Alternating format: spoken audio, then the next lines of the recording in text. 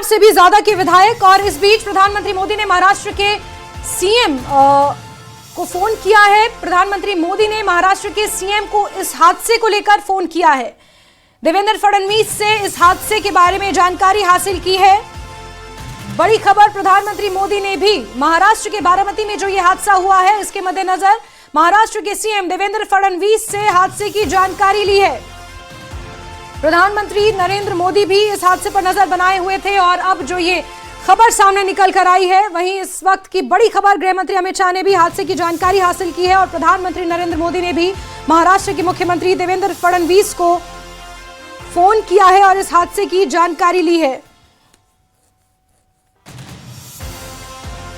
और आज बारामती में उनकी 4 सभाएं होने वाली थी। जिला परिषद इलेक्शन के मद्देनजर ये सभा महत्वपूर्ण थी। और बड़ी खबर आपको ये बता दें, बड़ी जानकारी कि खुद भी बारामती से ही ताल्लुक रखते थे अजीत पवार, और उसी जिले में जहां जन्मे वहीं से उनकी दुखद मौत की खबर भी सामने आई है। लेकिन इस बीच प्रधानमंत्री नरेंद्र मोदी ने, और न्यूज रूम से सीधे अबू हुरैरा हमारे साथ जुड़ चुके हैं। अबू, और क्या क्या जानकारियां मिल पा रही हैं, क्योंकि जो तस्वीरें बयां कर रही हैं वो बेहद दर्दनाक हैं। फ्यूल टैंक पे ब्लास्ट होना और कोई भी नहीं बचा है। जितने लोग इस विमान में सवार थे सबकी जान चली गई है। अजीत पवार का जाना बहुत बड़ी क्षति। बिल्कुल जैस्मिन, बहुत दुखद देखिए पूरा हादसा है। और अब सोशल मीडिया पर और जो जानकारी निकल कर आ रही है कि सुबह 8:10 पर, जिस तरह से आपने हमारे दर्शकों को बताया कि सुबह 8:10 पर मुंबई एयरपोर्ट से ये प्राइवेट प्लेन था जिसने उड़ान भरी थी और बारामती जाने वाला था। 1 घंटा सफर करने के बाद ये इमरजेंसी में इसकी लैंडिंग होती है। लेकिन अभी तक जैस्मिन ये नहीं पता चल पाया है कि इमरजेंसी लैंडिंग क्यों कराई गई।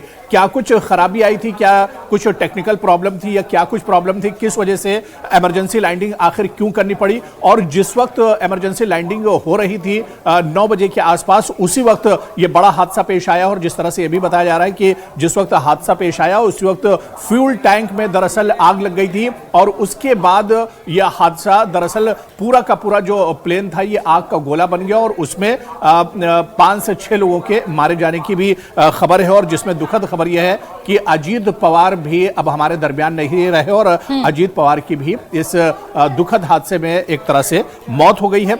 लेकिन आपको बताते चलें जैस्मिन, जिस तरह से आप अभी दर्शकों को बता रही थी कि अजीत पवार बारामती जा रहे थे क्योंकि स्थानीय निकाय चुनाव चल रहे हैं और उन चुनाव की 4 जनसभाओं में आज अजीत पवार को शामिल होना था। यानी बारामती में 4, क्योंकि बारामती खुद उनका अपना एक तरह से आबाई इलाका है, उनका पैतृक इलाका है। और यहां से अजीत पवार और पवार खानदान बहुत मजबूत माना जाता था। ये उसका एक तरह से अजीत पवार खानदान का पूरा ये एक तरह से गढ़ है और यहाँ पर हमेशा से अजीत पवार जो पवार खानदान है उसका दबदबा रहा है। और ऐसे में बिल्कुल, और एक चीज और